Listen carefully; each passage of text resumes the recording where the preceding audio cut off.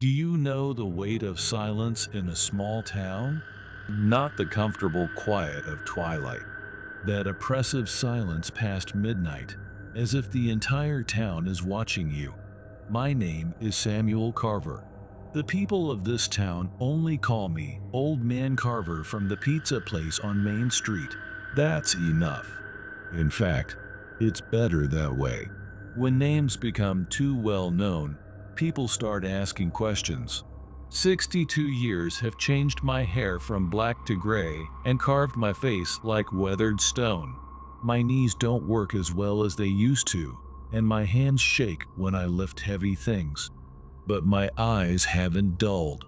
I can still see things that ordinary people cannot.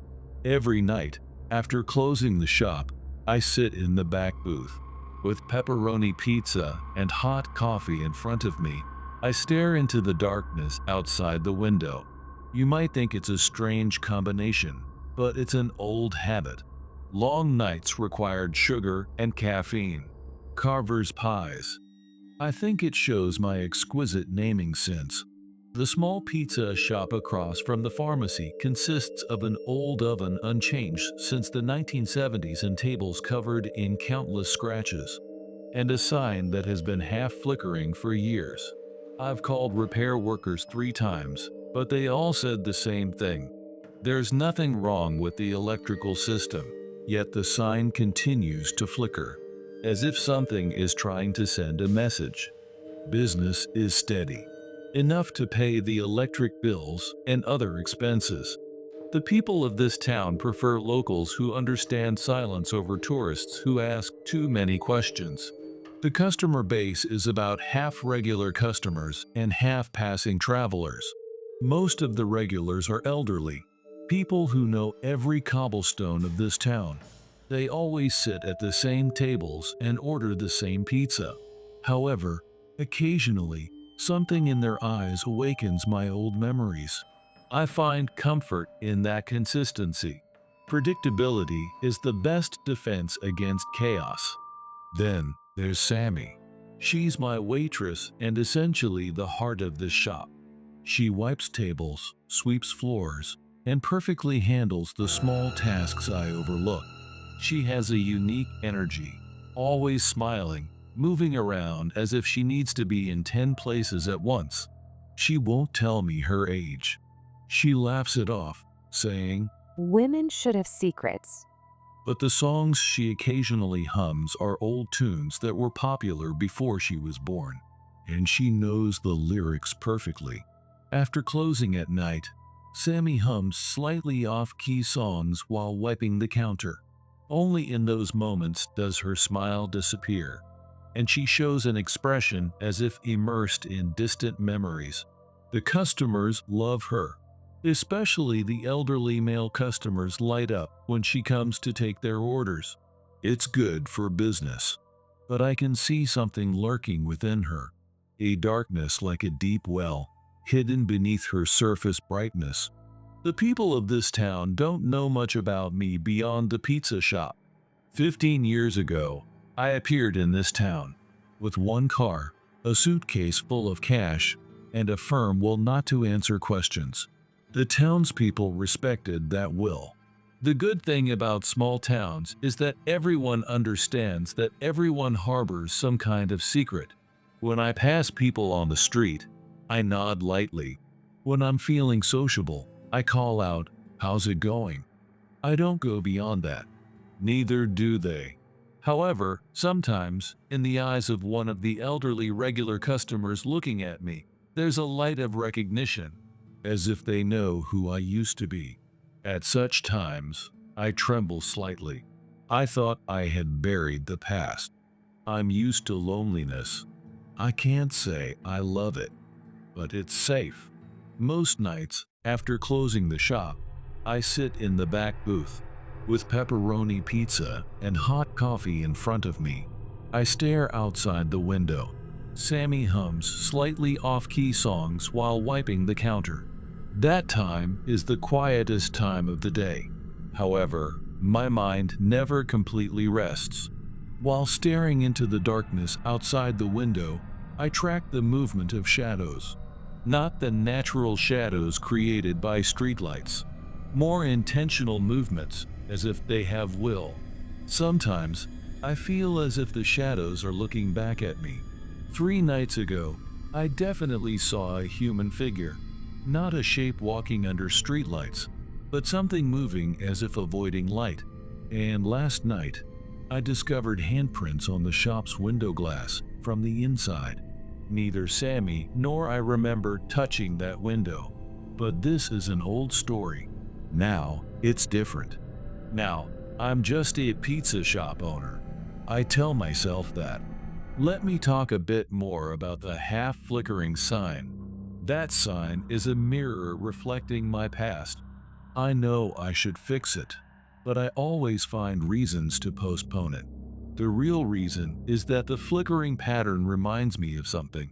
It's not Morse code, but there's regularity.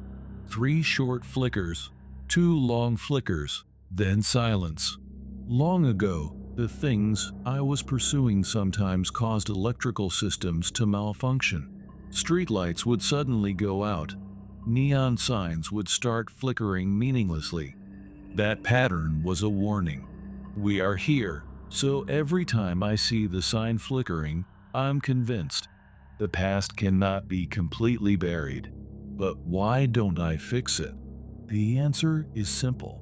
If that flickering stops naturally, I would truly become anxious, because it would mean either they have given up, or they're so close that there's no longer any need to warn. Same table, same order, same tip. I depend on that routine, because routines are predictable, and predictable things don't have hidden fangs. Long ago, I was constantly confronting the unknown. Every night was a new threat, a new hunt. A government top-secret project, a team that officially didn't exist. We investigated and handled inexplicable incidents while ordinary people slept. And now, I'm living the complete opposite life, surrounded by the known, the safe, the ordinary. However, every night I wake up at 3:33 a.m., sweating, my heart pounding violently. In my dreams, I'm back at that scene again. When I wake up, I feel relief and simultaneously an inexplicable disappointment, as if I'm tired of denying my true self. The nights in this town are abnormally quiet. There are no traffic sounds like in big cities, just the sound of wind swaying trees and animal calls from afar. But my trained ears can distinguish other sounds mixed in that silence. Footsteps, but the stride isn't human. Cries, but from animals that don't inhabit this region. Whispers, but with a clarity that can't be explained by wind. 2 weeks ago, I discovered claw marks near the shop's back door. 5 deep scratches carved into the wooden door. Too thin for a bear, too deep for human. I try to ignore that evidence. I pretend not to hear, pretend not to see, but I can never completely forget, because my body remembers what those signs mean. And what's most terrifying is the faint excitement that wells up from deep in my body when I sense those signs, as if an instinct I had sealed away for a long time is awakening. The regular customers are, on the surface, ordinary people, but to my eyes, I can see the weight within them, a special tension that ordinary people don't have, as if they too carry hidden pasts. Mrs. Hartwell, the Tuesday regular, always sits at the same corner table, watching outside the window, as if waiting for something. Joe McBride, the Friday regular, always looks around before entering the shop. It's the movement of a former soldier. But there's no military base in this town. That's a skill I acquired from my old job. The skill to see through secrets hidden within people.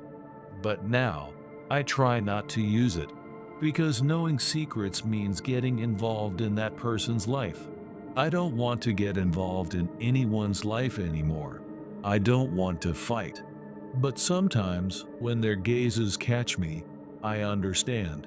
They too sense something within me.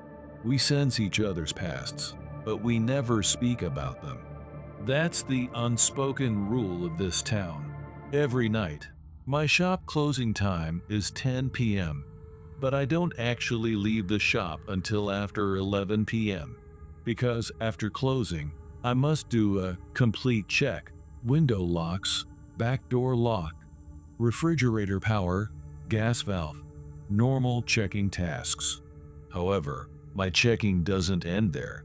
I walk around the four corners of the shop, checking for intruders, wall shadows, ceiling corners, storage spaces under the floor.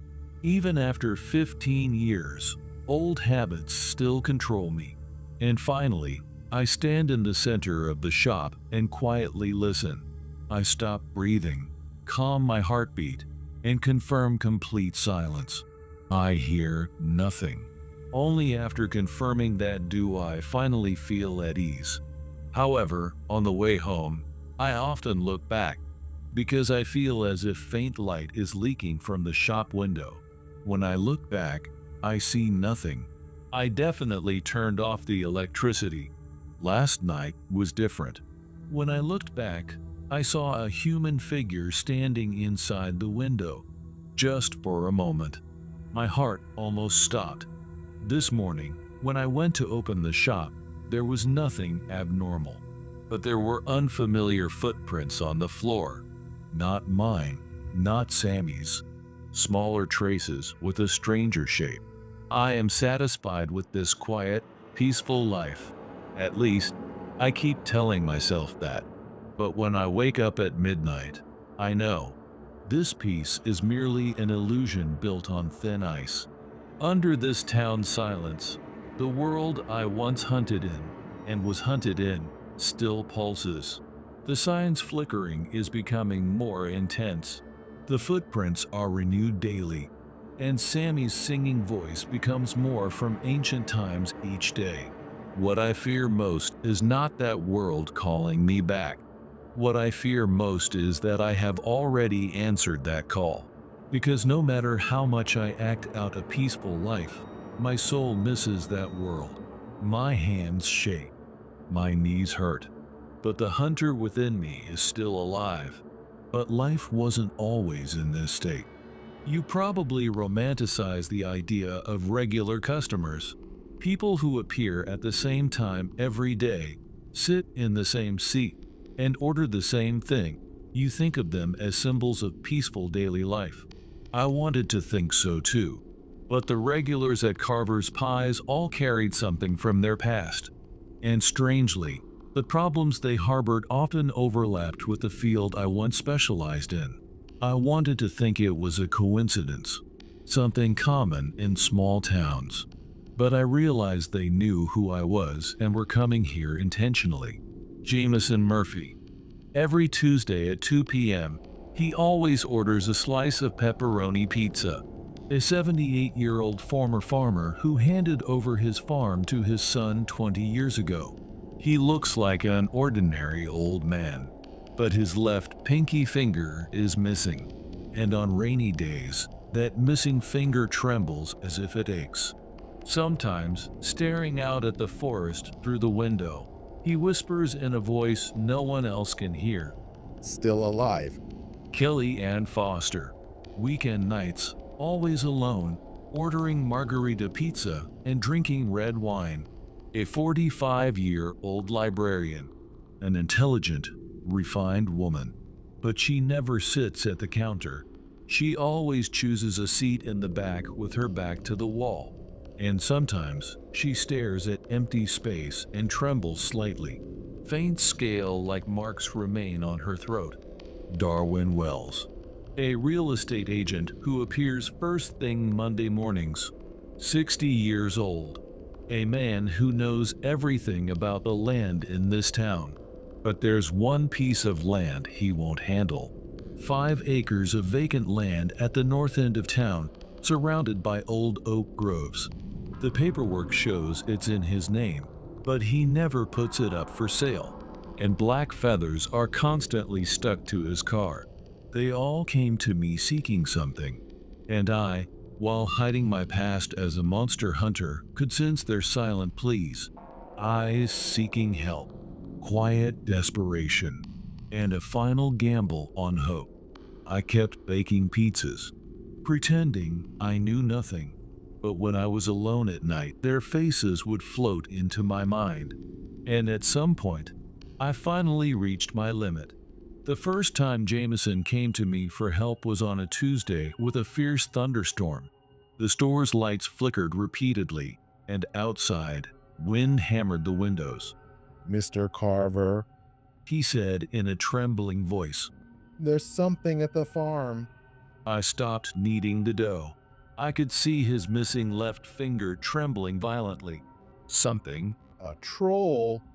That word awakened something inside me.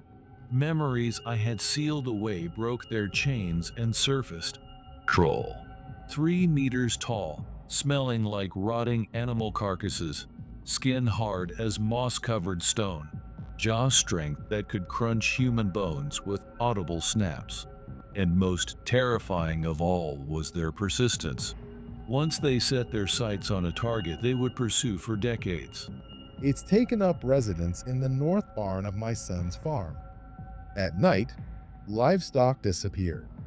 At first I thought it was wolves, but Jameson continued while his missing finger trembled. last night I saw it. A giant shadow dragging a cow away in the moonlight. I took off my apron. Tell me more. 20 years ago, when the troll appeared at Jameson's farm, I was a novice hunter. I faced it with just a silver dagger, gouged out its eye with my right hand, and thrust the knife into its heart with my left. But the troll's final blow sent Jameson's finger flying from the root. Blood bloomed like red flowers on the snow. You saved my life that time, Jameson said through tears. but it wasn't completely dead. Since my son took over the farm, it started appearing again. Bigger than before, more vicious than before. It came back for revenge. That night, I went to the farm with Jameson. It was a moonless night, with only starlight illuminating the path. As we approached the barn, the air changed. The smell of rotting meat and sulfur stung our nostrils, and a low growling that seemed to echo from the depths of the earth. The moment we opened the barn door, huge red eyes glowed in the darkness. The troll had definitely grown larger than before. Its muscles bulged like rocks, its claws sharp as steel, and those eyes burned 20 years of resentment. It charged with a roar. I rolled to the side, awakening old combat instincts. But I had changed. The recklessness of youth was gone, replaced by experience and wisdom. The battle was fierce but ended in 5 minutes. This time, I pierced its heart for certain. The troll collapsed with a final roar, and its massive body turned to stone with the morning sun. Jameson knelt at my feet, tears streaming as he repeated words of gratitude.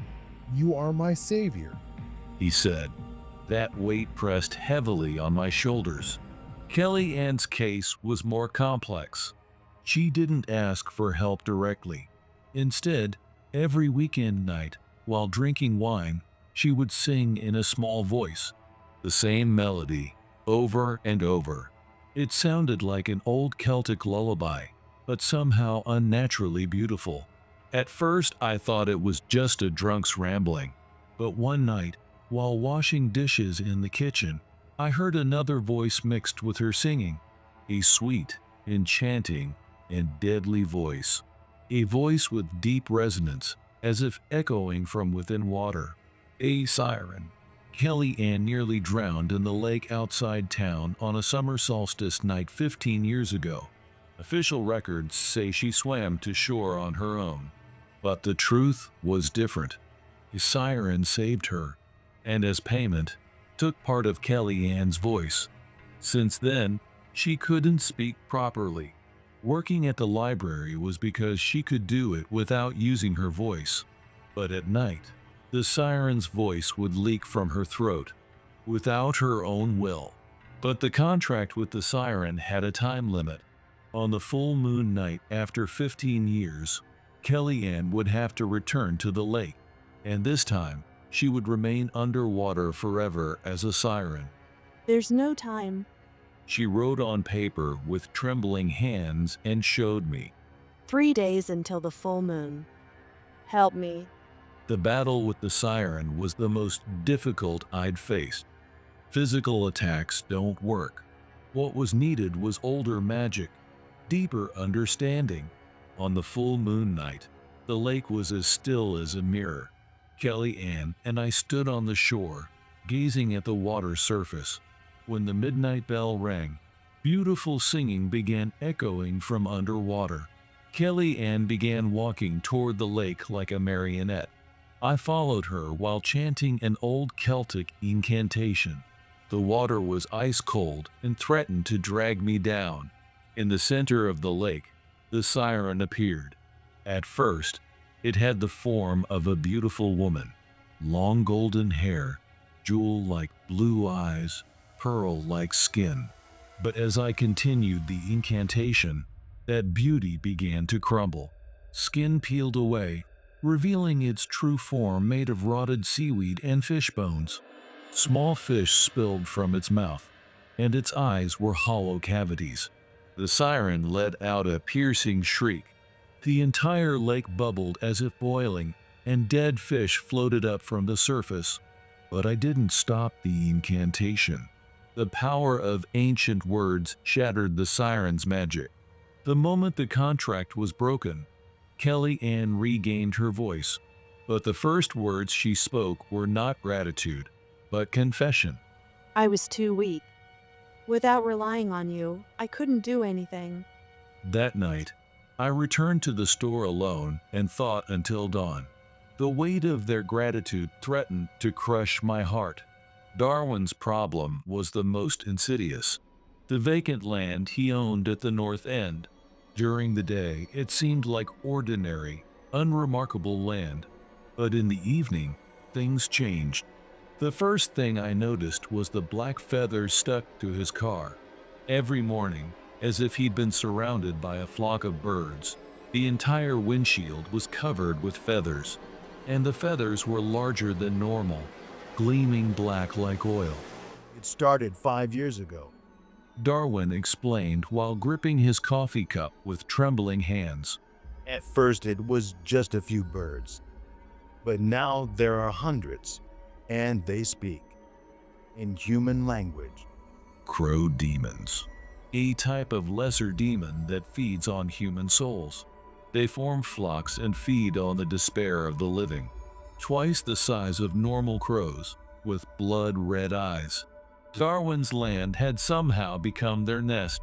I tried to sell it many times, but on the day of the contract, something always happens. Buyers have unexplained accidents or suddenly change their minds for no reason. His eyes were bloodshot. And every night, they call out to me from outside the window. We know your sins. Don't think you can keep hiding. I went to investigate the land. During the day, it was indeed peaceful. But in the evening, black shadows began perching on the branches of surrounding trees. First one, then two, but their numbers increased as it grew dark. As their numbers increased, the air grew heavy.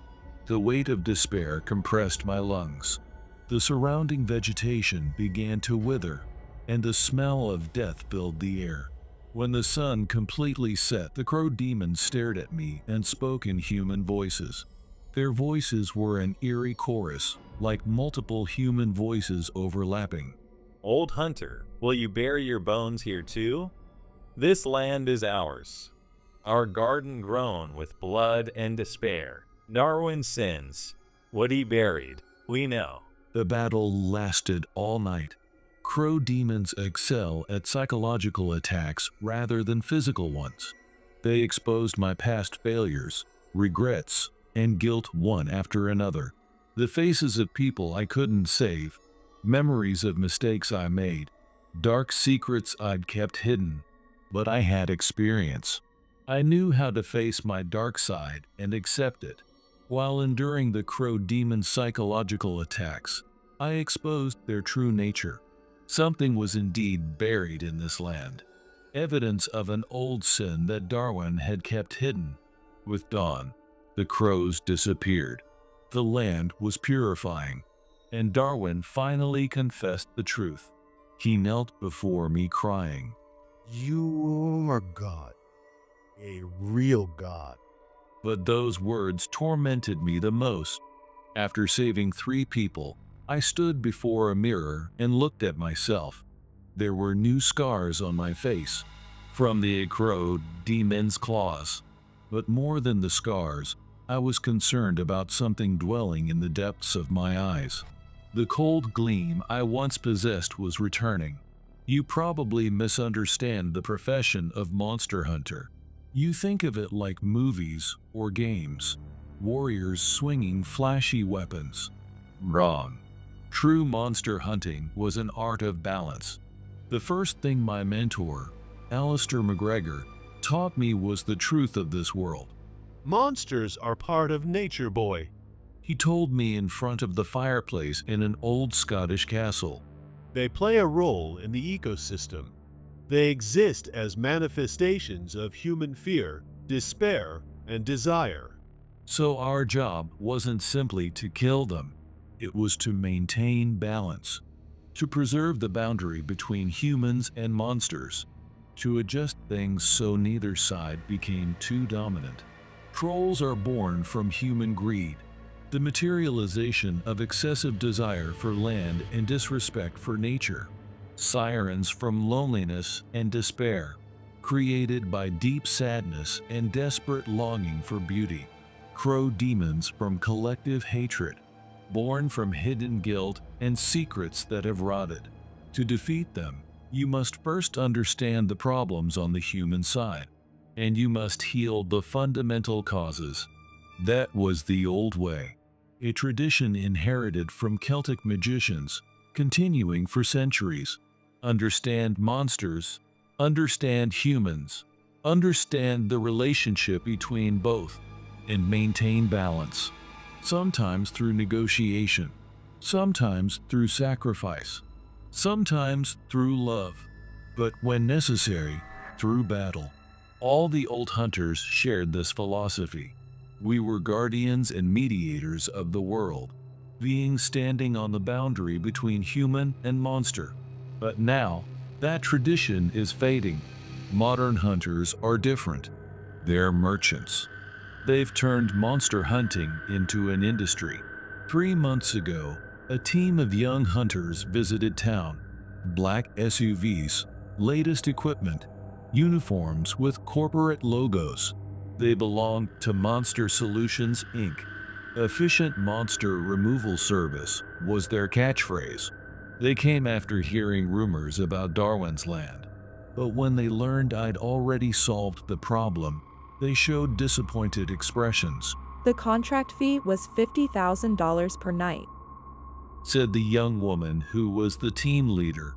They had no interest in ancient wisdom. They only sought efficient ways to kill. Philosophy doesn't matter. Teach us how to take down 10 in one night. Balance? That stuff doesn't pay. Clients want results. As a result, monsters became more vicious than before. Even when killed repeatedly, they resurrect in stronger forms, because the problems on the human side that create them haven't been resolved. The last young hunter who visited me said, Your methods are outdated. This is the age of scientific approaches. You can't defeat monsters with emotional arguments. At that moment, I realized my time was over. That's why I opened the store, to obtain peaceful daily life. But ironically, within that peaceful daily life, people appeared who needed the old ways. After saving 3 people, I fell into deep confusion. On one hand, there was a sense of accomplishment, the satisfaction of being able to truly hunt again. Relief that the skills I'd sealed away for 20 years hadn't been lost. Pride that my mentor's teachings still worked. But at the same time, there was fear. Fear that if I returned to this path, there would be no turning back. Fear of losing peaceful daily life. And most of all, fear of once again becoming an object of people's worship and dependence. The weight of gratitude from Jameson, Kellyanne, and Darwin crushed my shoulders. They looked at me differently, no longer as an ordinary pizza shop owner, but as a savior. If you ever have any troubles, please consult with us anytime. You are our guardian. It's really good that you're in this town. And heaviest of all was that they began telling others. The townspeople began looking at me with different eyes, eyes of expectation. When I was alone at night, old memories would resurface. 25 years ago, I was in a different town. There too, I solved people's problems in the same way. At first, I was appreciated, worshipped as a savior, but that made me arrogant. I began to think I was a special being. I mistakenly believed I had the right to decide people's lives. And ultimately, I made a big mistake. Emily Williams, 32 years old woman. Her family was cursed, with an old curse passed down through generations. I tried to break the curse, but arrogance clouded my judgment. I didn't follow proper procedures, ignored old warnings. As a result, Emily died. By my hand. That was the real reason I retired. But now, I'm about to return to the same situation, bearing people's expectations, in a position to influence their lives. Sammy had seen through my anguish. While helping me run the store, she was always watching me. You want to go back, don't you? To your true self. She said one night while cleaning the store. I shook my head. I have nothing to do with that world anymore. But they need you. There's no one else they can rely on. There are modern hunters. Is there anyone who can understand them as well as you do? I couldn't answer, because it was the truth. Modern hunters wouldn't have been able to save Jameson, Kellyanne, and Darwin. Their problems weren't the kind that could be solved by simply defeating monsters. They were rooted in the deep parts of the human heart, problems of the soul. But at the same time, that very understanding was also the chain that bound me. Are you thinking about Emily? Sammy asked quietly. I looked at her in surprise. I had never spoken that name aloud. I didn't investigate your past. But sometimes in the middle of the night, you call out her name. I couldn't say anything. At that moment, I suddenly noticed something. Sammy's eyes were faintly glowing in the darkness. A deep emerald brilliance, slightly different from human eyes. Past failures shouldn't determine present choices. Sammy continued. You've changed. You're not the same person you were 35 years ago. Sammy smiled. That smile held an inexplicable sadness. Let's talk tomorrow night. About everything. With those words, she disappeared into the back of the store like a shadow, without making a single footstep. That night, I remained alone in the store, thinking until dawn. Outside the window, a new morning was about to begin, and from far away, I thought I could hear new voices calling for salvation. I still haven't made my decision completely, whether to return or continue protecting this peace. But there's one thing I know for certain. In this town, there are still unresolved problems, and there might be no one else who can solve them but me. At least, I hope so. Still, the following night, I remained in the store to keep my promise with Sammy. Past 10 p.m., the store was wrapped in silence. Half the lights were already turned off, and the remaining fluorescent lights flickered faintly, as if something was interfering with the electrical system.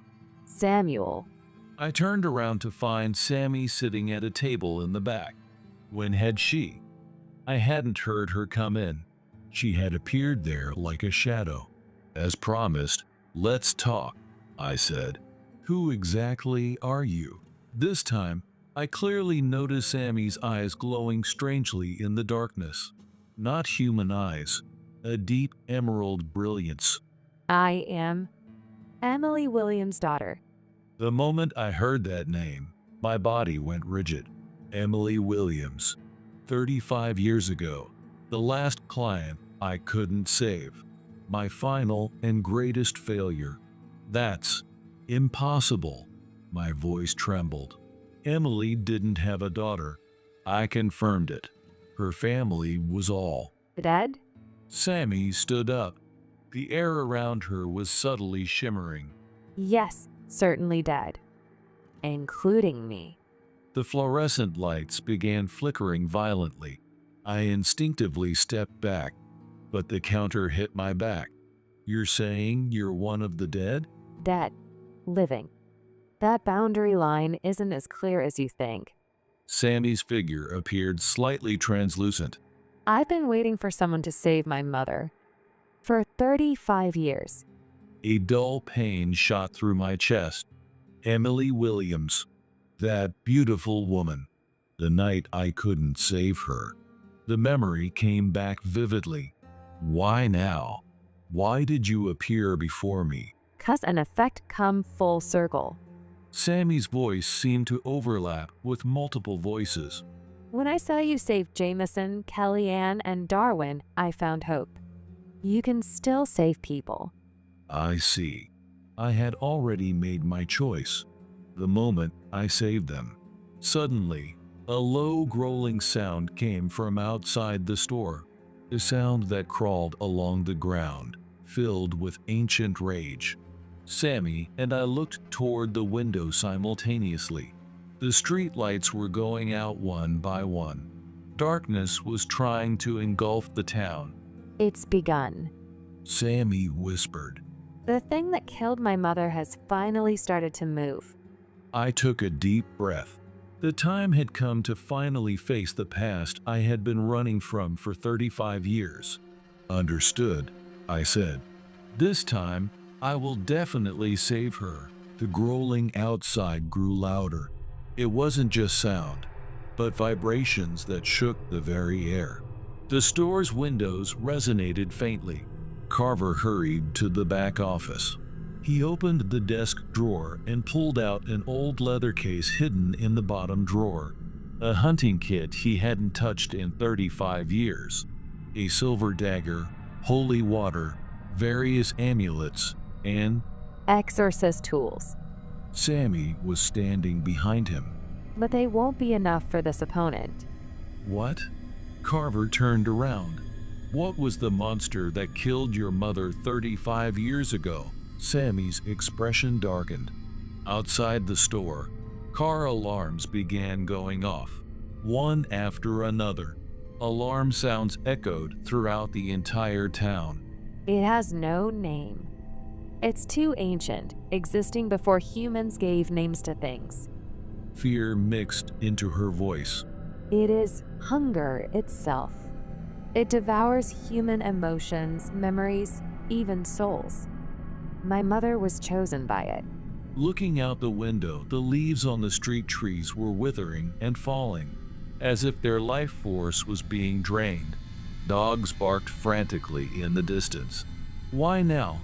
Carver asked while strapping weapons to his waist. Because you started saving people. Tears flowed from Sammy's eyes. It noticed that there's still hope in this town. And hope is its finest prey. Suddenly, the store door burst open. Jameson Murphy rushed in, his face pale. Carver. His large body was shaking. People in town are collapsing one after another, losing consciousness as if their souls have been extracted. Kelly Ann appeared next. She had lost her usual composure, her blonde hair disheveled. My singing voice doesn't work. Her voice was desperate. No matter what I sing, I can't fight against it. It's too ancient, too powerful. Finally, Darwin flew in with the sound of wings. His crow instincts were sensing danger. I can see from the sky. A massive shadow has appeared in the town center. It's He lost his words. indescribable. Carver looked around at his companions. There was fear in their eyes, but also trust. Eyes that believed in him. 35 years ago, I fought alone and lost, Carver said quietly. This time is different. The store's electricity went out completely, but strangely, a faint light hovered around the five of them. This is the light of hope? Sammy was surprised. Outside, something shook the building. It was approaching. As the building shook again, Carver's consciousness was pulled back to that night 35 years ago, October 13th, 1990, a rainy night. Emily Williams was a beautiful woman, 32 years old, a local librarian, but there was deep fear in her eyes. It's been going on for 3 weeks now. She said in a trembling voice in Carver's office. At night, something calls to me. From outside the window, from within the walls. And every morning, part of my memory is gone. Carver was 27, young and full of confidence. He had a track record of solving numerous supernatural phenomena. Don't worry, Mrs. Williams, he declared. I'll definitely solve this. But that night, when he visited Emily's house, Carver realized he was completely unprepared. The entire house was shrouded in darkness. The electricity was on, but light was being absorbed into the darkness. And Emily stood in the center of the living room, talking to something in the air. Yes, I understand. Her voice wasn't her own. I'll give everything. My memories, my hope, the faces of those I loved. Carver rushed over in panic, but it was too late. Light flowed out of Emily's body, being absorbed by something invisible. Emily, she turned around. In that moment, Carver saw it. Her eyes were empty. Only a shell remained, with her soul extracted. Thank you, She smiled, but it's too late. and she collapsed. She never opened her eyes again. Carver, Jameson's voice brought him back from the memory. Returning to the present, a massive shadow was reflected in the store window. Something without form, but undeniably existing. And at its center, the familiar figure of a woman could be faintly seen. Mother. Sammy gasped. Emily Williams. But around her were countless other human figures, the remnants of people devoured by it over these 35 years. It's my failure. Carver's voice trembled. If I had handled it correctly that night, No, Sammy said strongly. you were too young. You lacked experience. But now it's different. Kelly Ann nodded. You saved us. Now it's time to save the entire town. Darwin spread his wings. You're not alone. We're here. Jameson clenched his fist. time to repay the debt from 35 years ago. Carver looked around at his companions. There was no hesitation in their eyes. All right, he stood up. But this time it won't be my way. We'll fight our way. Outside the store, it roared. The entire town shuddered.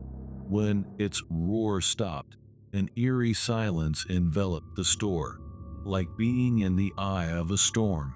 Carver took out the last tool from the old leather case, an ancient amulet inherited from his mentor, one he hadn't used 35 years ago.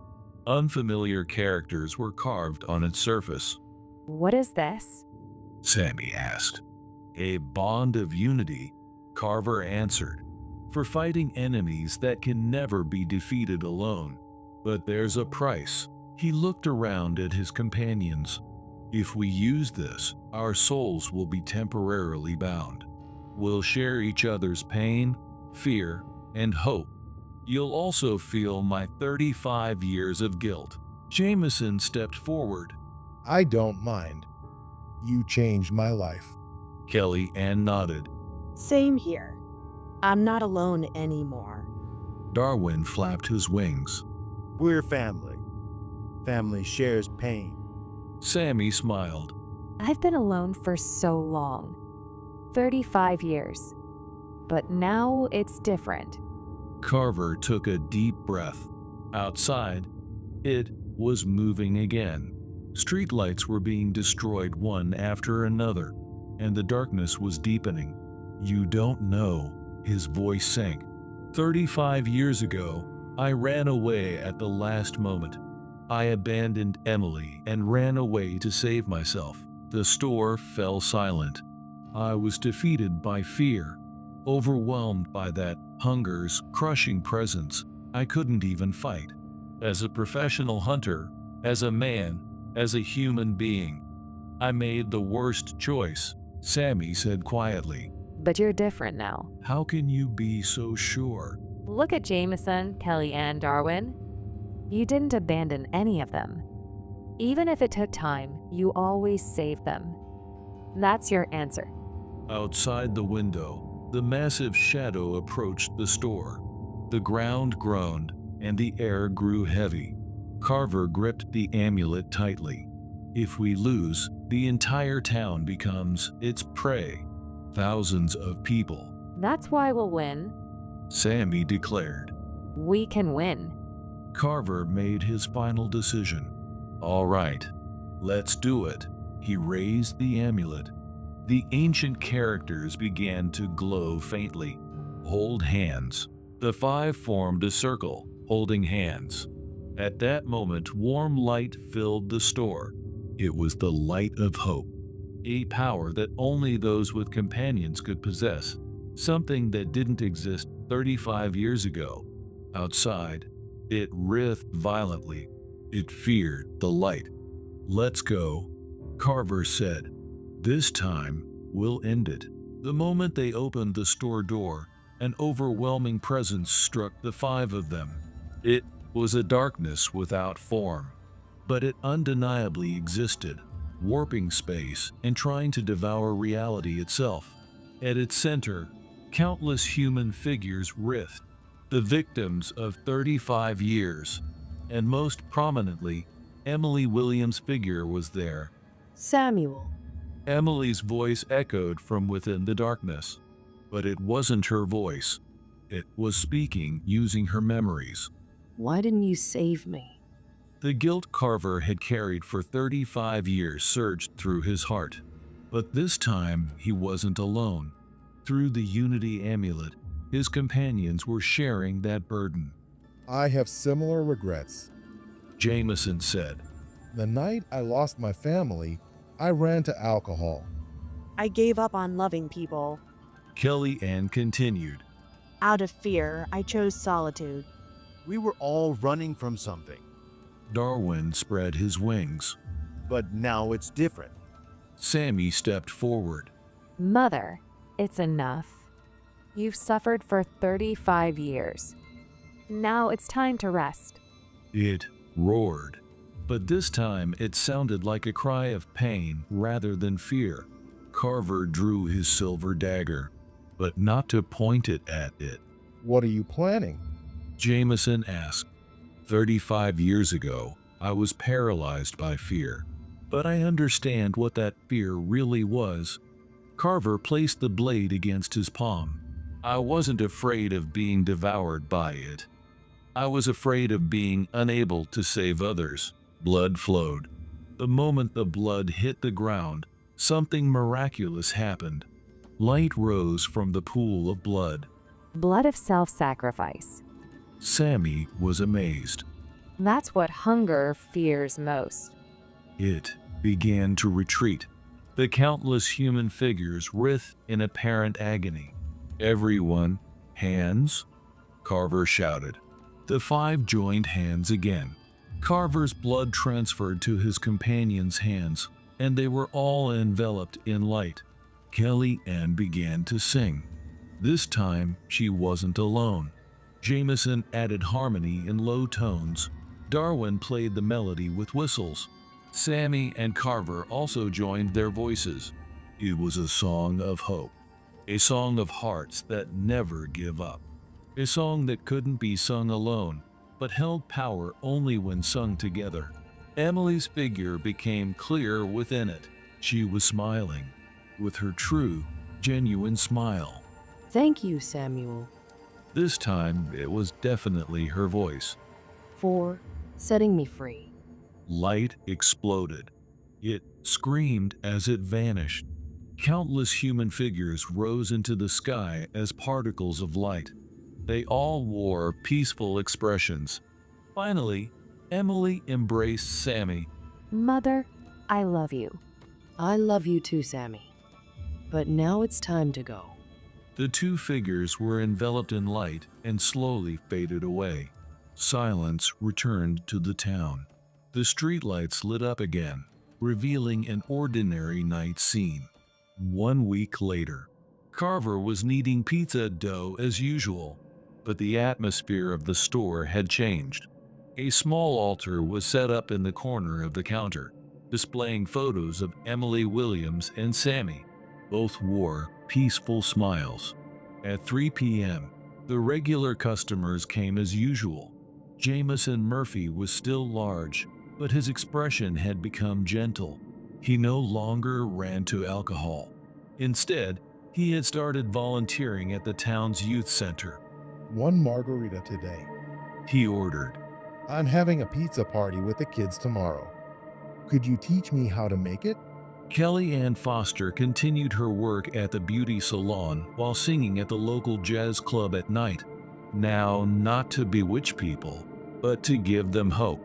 Samuel, I'm premiering a new song next Friday. Will you come?